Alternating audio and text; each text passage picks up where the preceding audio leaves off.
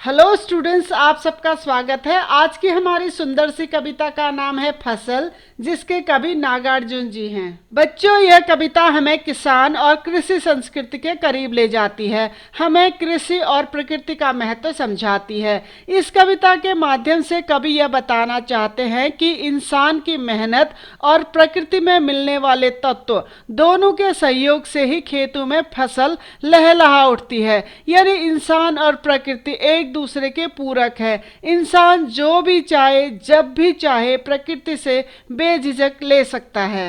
चलिए अब बढ़ते हैं अपने कविता के भावार्थ की तरफ। अलग अलग नदियों का पानी जब भाप बनकर उड़ता है तो वह आकाश में बादल के रूप में परिवर्तित हो जाता है और फिर वही बादल बरसकर धरती में पानी के रूप में वापस आ जाते हैं, जिससे फसलों को पनपने का भरपूर मौका मिलता है। इसीलिए उपरोक्त पंक्तियों में कवि कहते हैं कि एक या दो नहीं बल्कि अनेकों अनेक नदियों का पानी अपना जादुई असर दिखाता है, तब जाकर कहीं फसल पैदा होती है। हजारों खेतों पर दुनिया भर के हजारों किसान दिन रात मेहनत करते हैं, अपनी फसल की देखभाल करते हैं, उसको समय समय पर खाद पानी और जरूरी पोषक तत्व देते हैं, तब जाकर कहीं फसल खेतों पर लहलहा उठती है। इसीलिए कवि कहते हैं कि एक या दो नहीं बल्कि लाखों करोड़ों हाथों के अथक परिश्रम का परिणाम होती है फसल, अर्थात करोड़ों किसानों की दिन रात की मेहनत से फसल उगती है।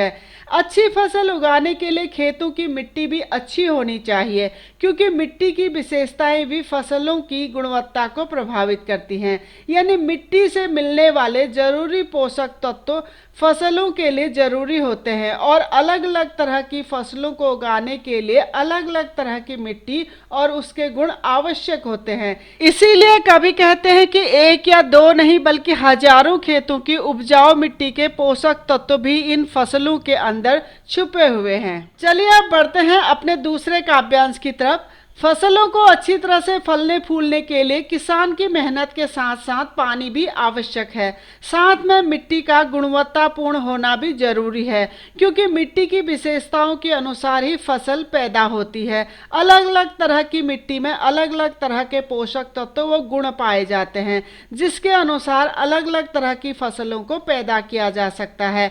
पौधों को बढ़ने के लिए सूरज की किरणें व कार्बन डाइऑक्साइड गैस भी आवश्यक है, क्योंकि सूरज की रोशनी में ही ये पौधे मिट्टी से जरूरी पोषक तत्व पानी व हवा से कार्बन डाइऑक्साइड गैस को लेकर अपना भोजन बनाते हैं, जिसे विज्ञान की भाषा में प्रकाश संश्लेषण या फोटोसिंथेसिस कहा जाता है। उपरोक्त पंक्तियों में कवि प्रश्न पूछते हुए कहते हैं कि फसल है क्या, फिर खुद ही जवाब देते हुए कहते हैं कि करोड़ों किसानों की दिन रात की मेहनत का नतीजा फसल के रूप में मिलता है। नदियों के पानी का जादू फसल के रूप में दिखाई देता है, क्योंकि बिना पानी के फसल का उगना भी नामुमकिन है। भूरी, काली और खुशबूदार मिट्टी यानी अलग अलग प्रकार की मिट्टी के पोषक तत्व और सूरज की किरणें भी अपना रूप बदलकर इन फसलों के अंदर समाहित रहती है, क्योंकि सूरज की रोशनी और हवा में उपस्थित कार्बन डाइऑक्साइड गैस को अवशोषित कर ही पौधे अपनी पत्तियों के द्वारा भोजन बनाते हैं। कविता में इसे कवि ने सूरज की किरणों का रूपांतरण और हवा की थिरकन का नाम दिया है। तो बच्चों, ये था हमारी कविता फसल का भावार्थ। अगर आप इसी भावार्थ को और विस्तार से पढ़ना चाहते हैं तो आप हमारी वेबसाइट keepinspiringme.in में विजिट कर सकते हैं। डिस्क्रिप्शन में मैंने इसका लिंक दे दिया है।